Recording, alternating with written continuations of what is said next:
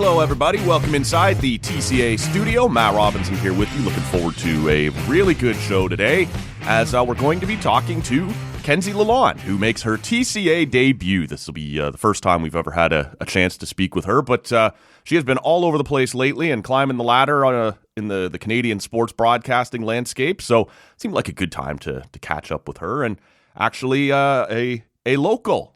She's born and raised here in Stittsville, so knows all about Ottawa. She's here again this week as PWHL Ottawa hosts Toronto. I believe it is on Tuesday night, so back in town, and it'd be great to have her back on Ottawa's call.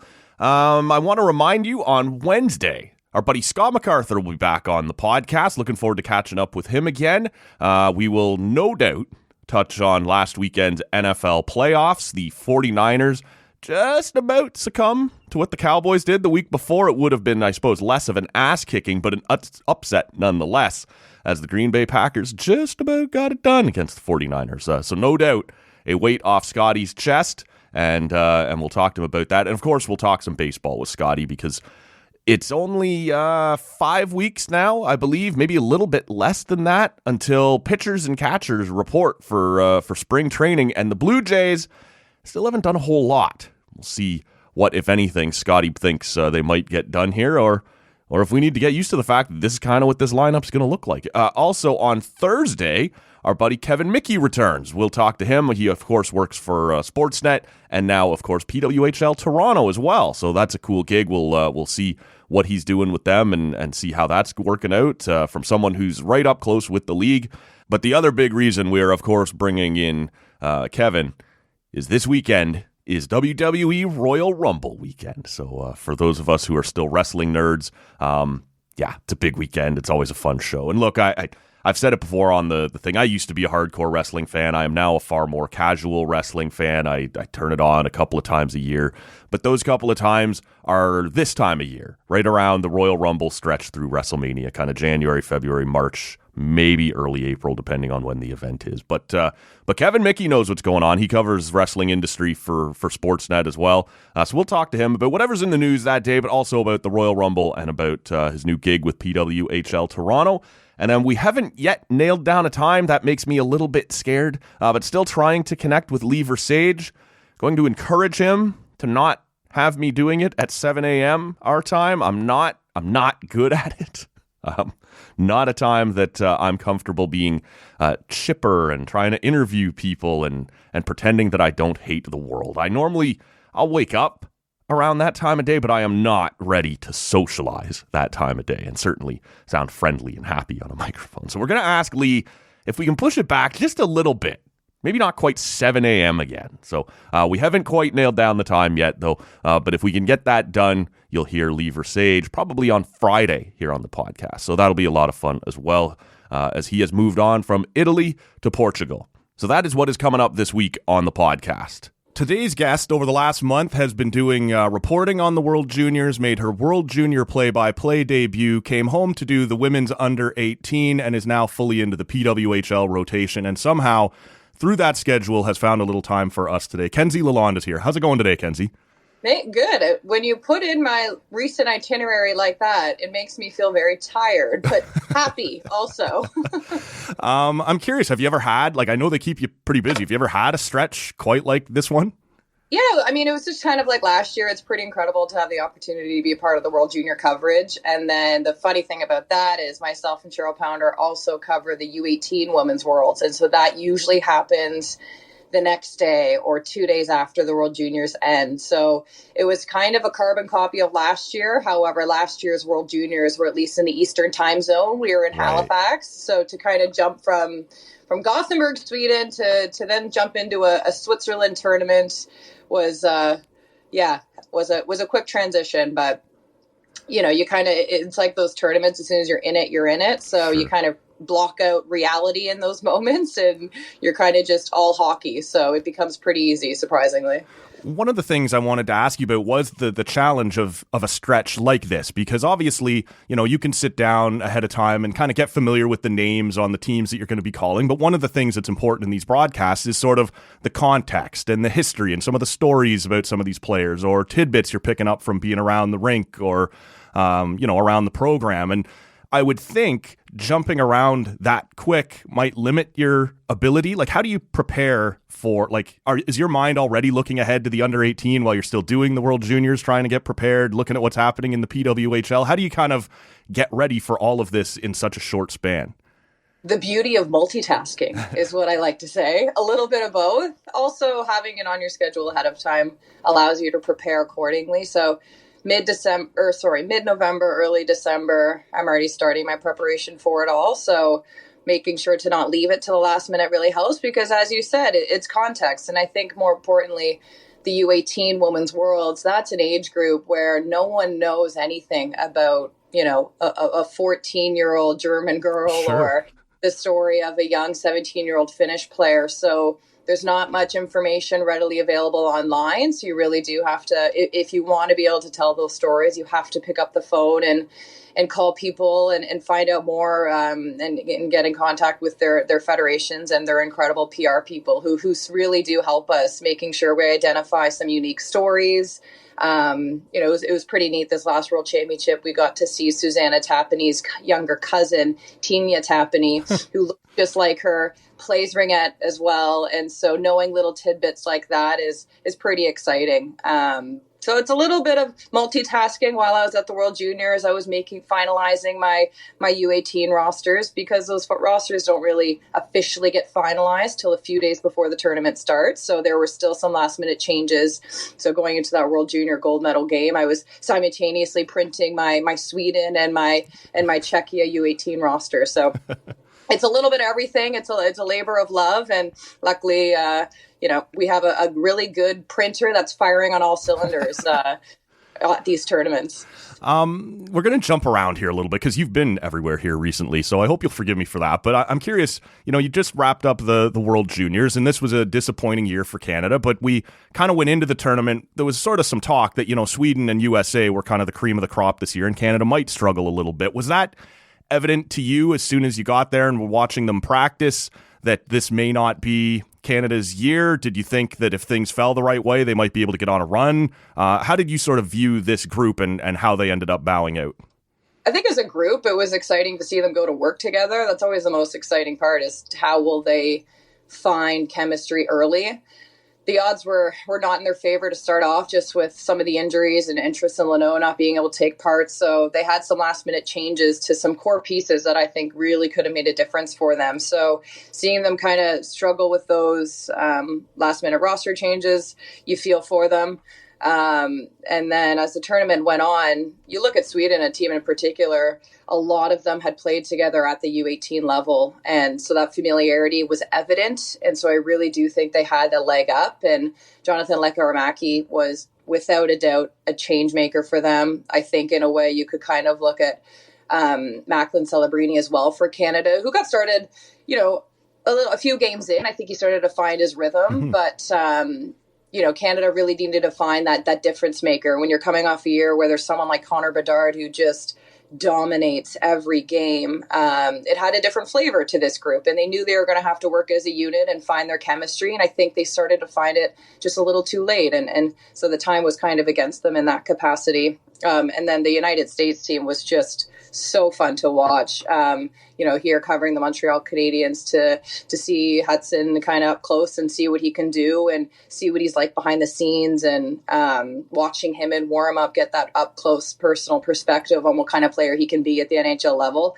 I'm really excited, and I hope the Habs fan base can be too, because that tournament really showcases the stars of tomorrow. It's bold to come on this show and wish for happiness for Habs fans. I appreciate that. But I wanted to ask you, because we only fast forward like 2 weeks from the day that the Czech Republic eliminates Canada at the World Juniors in the quarterfinal to the under 18, and it's Czechia again taking down Canada, this time in the semifinal. We always say at the World Juniors that it's good for the tournament when someone else wins it. Is it similar at the under 18 that somebody else has broken through and is upsetting Canada? I know you'd know some of these Canadian women pretty well. It's got to be difficult to see them, not achieve the goal that they had laid out for themselves. Where do you find the balance there? And what do you think of Czechia putting on a strong performance here at the women's under 18? Yeah, I think both men and women's, when other countries can beat Canada, beat the United States, beat these powerhouses, that is a good thing for the game. Canada, when you look at the U18 team at the Women's Worlds, they were without a doubt the favorites. They had a very, very good team.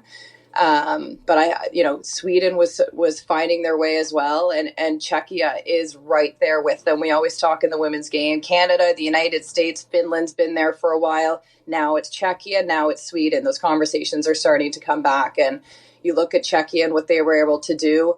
They had a top line that found a way to be effective, and a hot goaltender will always save teams that may not have the depth. So if you have a very good goaltender, which Czechia did, and Shankova, she was a difference maker. She earned that top goaltender award without a doubt. And funny enough, the captain of the Czechia U18 Women's Worlds team, her name's Shapovalivova, her brother Shapovalov was at the men's World Juniors. Oh, wow. So that's her brother. And you could see it. They look the same. They skate the same. They have similar builds.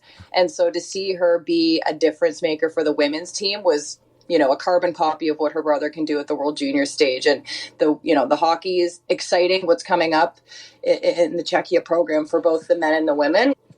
And a big piece to why Czechia is starting to develop this talent at a younger age is their general manager, Teresa Sadalova. She's a younger general manager, and she works tirelessly to make sure that with smaller budgets, girls can compete with these powerhouse nations like Canada and the United States. You have to give it to those people that are putting in the work behind the scenes to give their athletes a chance to play with the big dogs, and we're finding that success now. I do feel for the Canadians. That was one of the best teams I've seen in a while at the U18 stage, but it all comes down to one single game, and you hear Cheryl Bowner talk about it a lot. Anything can happen when it comes down to one game. When you're not tested in your preliminary round and you play teams where you're blowing them out 10-0 and you get into that do or die game, really anything can happen. And so Czechia found a way, and good on them for the first time ever. They went home with a silver medal. They got a shout out from their president. Oh, wow. I think they had of 600,000 people tuning into that game back home. So the future is bright for Czechia. And what's lucky now is there's about three or four players in the PWHL from Czechia continuing to showcase the talent that country has in the women's game. Their senior women's head coach is going to become pretty popular here in the nation's capital as well, I would think. So, and Carla McLeod, and I'm glad you brought her out because she is, again, another core fundamental piece to why that program is seeing results. She has found a way to integrate joy into the game again. She knows her X's and O's, but she makes sure that the players are working hard and having fun. She gets everyone to buy in, and that is so hard to do, whether you're a university coach, whether you're a minor hockey coach. To get everyone on the same page has to be the hardest thing you can do, and she finds a way, and that gets results. I think this Ottawa team in the PWHL is so exciting when you have leaders like Brianne Jenner, Emirates Mashmeyer, and talent as well, and tough overtime loss the other night on PD Place Arena, but I have a feeling a win's coming soon in that rink, hopefully next week when Boston's Jamie Lee Rattray, Canada's own, returns home and has hopefully a big warm welcome, and maybe the home team can come out on top that night. Yeah, and I want to ask you a little about the PWHL here in a couple of minutes, but I'm curious, you mentioned these other countries are starting to close the gap a little bit. Where are we in that regard? Because I don't know whether you would view this Czechia win over Canada as a moonshot, a 1 in a million, or, you mentioned some of these other countries that have come along a little bit. How it's always been the concern in women's hockey that it was Canada, USA, and everybody else. But we do see that gap closing. How, I don't know if you can quantify it, but where are we at in that development, and how far away are we from it being a regular occurrence that these other countries are knocking off Canada and the USA? I think a big piece to the future of closing that gap is the creation of the PWHL. Now that there is one fundamental league that has proper financial backing, where the athletes are put first and really is best on best talent, and they're getting paid accordingly, will help to close that gap. I think that's going to be instrumental. I really do. I'm excited to see how that starts to have the trickle effect down to the national programs. I will always believe that the Olympics will be the epitome for all female athletes. You'll want to compete at the Olympic Games, and seeing them now with a World Championship being held in an Olympic year, that's a lot of hockey. Yeah. your full season, the Olympics, the league will pause for a world championship. I guess it'll be in August, so they'll be out of season. But it's going to be a lot of hockey, and I think it's going to help speed up this process. But it's happening, and that's what's so exciting. And a lot of it is the strong athletes in their countries going back to their development programs and lending a hand. I want to talk about you for a minute and go back to your university days where you're competing as an athlete, and it's towards the end of that career that you decide to get involved in communications and want to start to branch out into broadcasting. Do you know right away when you're getting into that world that play-by-play is what you want to do? Are you open to doing hosting or reporting? Like, do you have a path, or do you just know that this is an industry I want to be a part of and let the cards sort of fall where they may? Yeah, it's a really good question. When I got into it, I thought I'd want to do reporting, interviewing. That's how I kind of started. I hosted YouTube shows for my athletic department and then started to work with the community TV company right after university. And that really opened my eyes to the world of television and some of the roles behind the scenes that I didn't think in a million years were jobs. And that's what you hear people say, if you're like at a work party or you're at an event with friends and you hear what people do for a living and you're like, that's a job? What? You just hear of so many unique roles in the world, and that can be said in television as well. So as soon as I got exposed to what a television production company does and the roles, I really fell in love with it. And the role of play-by-play, no, that was not on my radar at all. My boss at the time brought it forward to me, and he said, I think you'd be really good at this. Do you want to give it a try? And at first I'm like, what? Like, women don't do that. And are you kidding me? And he's like, no, like, I think you have the right voice for it. Just give it a try. And luckily I leaned into it and I loved it. I had the honor of watching the guys at my studio do it day in and day out and see the work that goes into it and understand the fundamentals of what makes a good play-by-play person. And so I think having that up close personal relationship with these guys helped me digest it a little more and understand the scope of what you're doing and the hard work that goes into it. So I got to give it to Kevin Northup from Yarmouth, Nova Scotia. He was the voice of the Mooseheads at the time and really showed me the ins and outs of how to get it done. And from then on, it was just all about reps and finding opportunities and getting better. And I don't, my old boss sent me one of my games from like way long ago. It was one of my first ever, it was a girls' soccer game. So I've done hockey, I've done soccer ringette, basketball, I've done a lot of sports, and he sent me one of my soccer games where I remember I didn't even have the full roster. I had one team and maybe 4 or 5 members of the other team, and that was it. It was a high school girls' soccer game. And I was just like, oh my God, I can't even listen to this.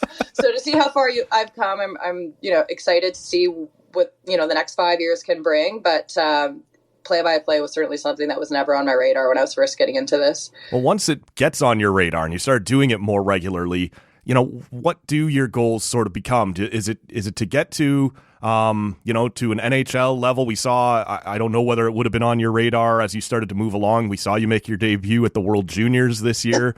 I don't know, was that a bucket list item? Like, how do these opportunities, I'm sure as the opportunities start to come, you start to be able to see a bigger future for you, right? Like, oh, I can do this. This opportunity might be there. I'm sort of curious what as you developed, what your goals became. Yeah, I think it's saying yes to opportunities. The more I did women's hockey with TSN, the more I 100% wanted to stay around that. And to now be calling the PWHL, I would definitely say was a bucket list item. Yeah. So I'm certainly loving those games that I get to do. And just with whether it was covering the QMJHL as that went on and the World Junior game, just saying yes to opportunities when someone presents it, even the role in itself, saying yes, I think is what I'm up for. And whatever comes down the line in the future, doing an NHL game one day would certainly be another bucket list item for me, and just staying around the women's game as well. So I think having a balance of both would be a dream opportunity, but what's kind of nice about where I'm at now is also reporting and having that diversity in my box is being able to do both. I really do enjoy covering a local NHL team, like a storied franchise like the Montreal Canadiens really is another dream gig. My father's from Montreal. My whole childhood by my dad's family's French Canadian. So in their eyes, I've really hit the jackpot. Of course, here. Yeah. this franchise. So a little bit of both. I really am enjoying dipping my toes into many opportunities. Well, before we get you out of here, I have to talk to you a bit about the PWHL because they have gotten off to a roaring start. And I guess maybe just quickly before before we get into it too deep, I'm curious, when you're sitting over in Sweden with the World Juniors going on New Year's Day and the PWHL is firing up. I know it's an off day at the World Juniors, but is there a part of you that like is looking at that going, and this opportunity I have right now is awesome, but I would love to be back doing this game or being part of the launch of this thing, because you've been so synonymous with the women's game in Canada now for a while? Yeah, I think it would have been an incredible opportunity. It's tough, right? You've got two wonderful events to be a part of. It was funny. It was a snowy night in Gothenburg, Sweden, and because we were 6 hours ahead, and we watched the game, and seeing like just some of the people that are synonymous with the game, like Cheryl, be on that call, seeing her emotion. Like I felt like I was living through Cheryl and Tessa in that moment, two women I've really gotten to know over the years. But I thought that broadcast was incredible. And I think they did a great job of making you feel like you were there, even just by watching. So of course that would have been something I would have loved to have been a part of, but I am now. And being able to do my first ever game in Ottawa in that rink where I used to skate on that ice and go to 67s games was kind of my own little dream opportunity as well. So I'm excited to do more games and cover the local team here in Montreal as a reporter. And I'm sure I'm like a couple weeks late, I guess, into it, but I'm happy that it's happening. Yeah, I managed to get down. I was lucky enough to go to the home opener here in Ottawa at TD Place on the second, and it was loud. It was enthusiastic. It was obviously full. They kept, it seemed like every week they were like, okay, we're opening up a couple hundred more tickets. Okay, we're up. Like, I didn't know where they kept finding more seats, but they did keep rolling it open. It was great to be there. Is that, like, if they had asked for your opinion going into this, is that the rink you'd have chosen? Because it does feel like now it might be a little small, but it gives it a vibe too, right? And it's a hot ticket. It's, supply and demand kind of feel. Is that the perfect location for this team in Ottawa, do you think? Yeah, I think so, 100%. I think that gives such an intimate atmosphere. It's funny, where we call the games, we're right up in the stands, because I think the booth is under construction. I'm not sure what's going on with the actual play-by-play booth.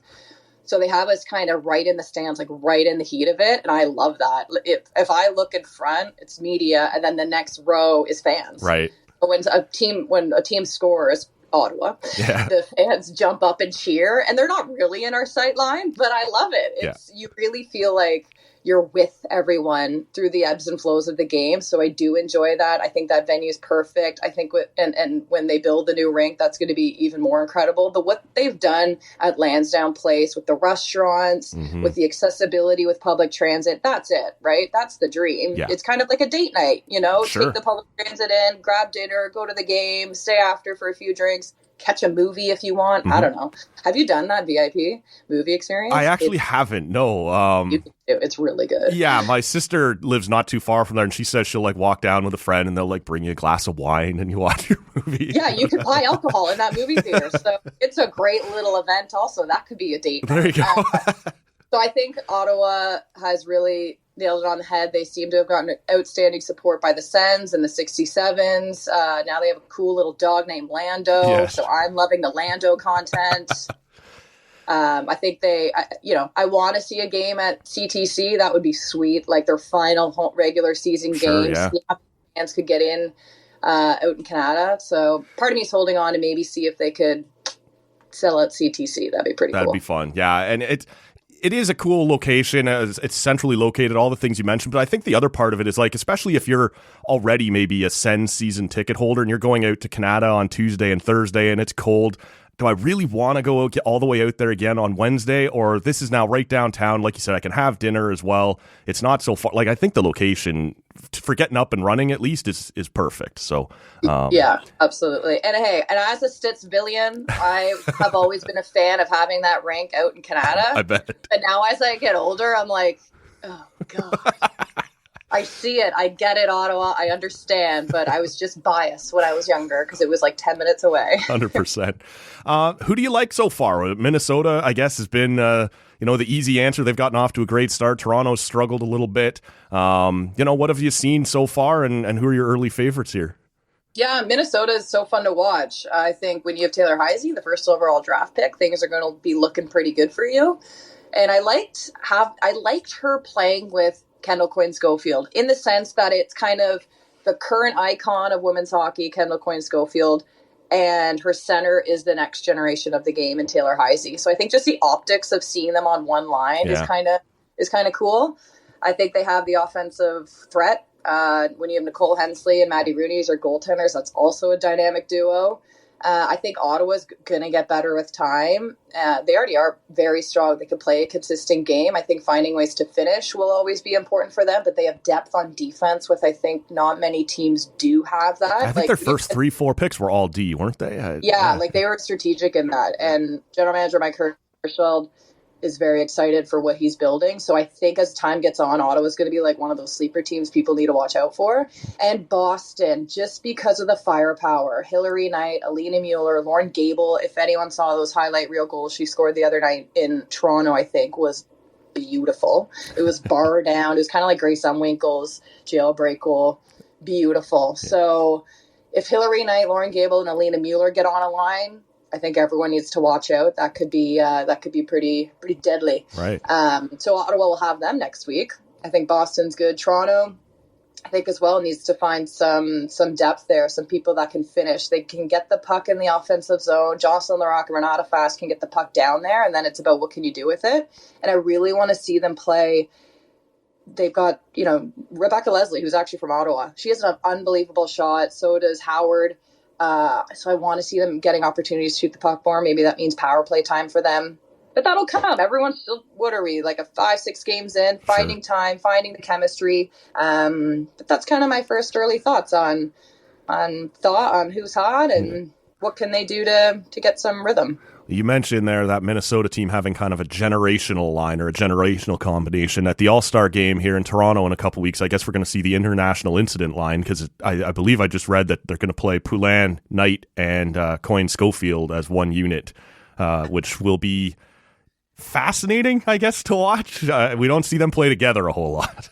Yeah, it's funny. It's so cool. I love it. I mean, that's what I've been saying here in Montreal when Knight comes to town, and Boston and Montreal. Like, will that be a heated rivalry? I think, are we going to bring it back to late 60s Bruins Habs, like Jean Beliveau, Phil Esposito? Like, are we tapping into this? Are we? I don't know. So well, it's a fascinating dynamic, right? Because on the men's side, it's all these club teams who come together and they play at the Olympics like once a year, or once every 4 years, a world championship once a year. And it's like, how are these guys going to get along? And this league has now created the opposite. We know all these players from their national teams, and now we're going to split them up, and we're going to watch these rivalries develop at a club level. And it's like, how are they going to integrate with each other? They've played so hard against each other for so long. I think that's a fascinating dynamic. I know. It's so cool. Yeah. It's here, it's happening, and to be kind of on the front lines of it all is pretty incredible. Well, Kenzie, one of the things we like to do around here is have a local craft beer with our guests when we can. And I know you're scheduled incredibly busy right now, so maybe down the road a little bit when things lighten up for you, we can get you in studio when you're back in town to visit, and we can connect again then. I have coffee. We can cheers on some coffee. There you go. We can toast that. So I appreciate your time. Thank you so much, Kenzie. Appreciate it. Anytime. All right, there she goes, Kenzie Lalonde. That was a lot of fun. Cool to catch up with her for the first time and just kind of talk a little about her journey, her career, but certainly, the state of international hockey right now on the women's side, and obviously her perspective on the World Juniors, being up close with the team there as it didn't go particularly well. Kind of cool as well, and certainly nobody following the PWHL any more closely than Kenzie as well. So lots of great stuff there. Really glad she made the time for us. Don't forget, Wednesday morning, Scott MacArthur is on the podcast talking football and talking Blue Jays. Thursday, Kevin Mickey will be here talking about whatever else is in the news that day, plus WWE Royal Rumble and his new gig with PWHL Toronto. And we will try to catch up with Lever Sage later in the week. We'll see if he's made himself comfortable in Portugal after moving on from Italy. And that really is the hiccup at this point. Will he be set up? What's the internet like? Where is he at that point? What have they got planned? So those are sort of the hitches we're working through as we try and find a window to get it done with Lever Sage this week. But we're confident that that's going to happen. Going to be a good rest of the week ahead here on the show. I hope you'll stick around. I appreciate you checking out this one. Thank you so much for listening. My name is Matt Robinson. We'll see you Wednesday morning with Scotty Mack. That's it. I cannot work under these conditions. If anybody wants me, I'll be downstairs at McDougal's. Call the weekend guy. I don't care.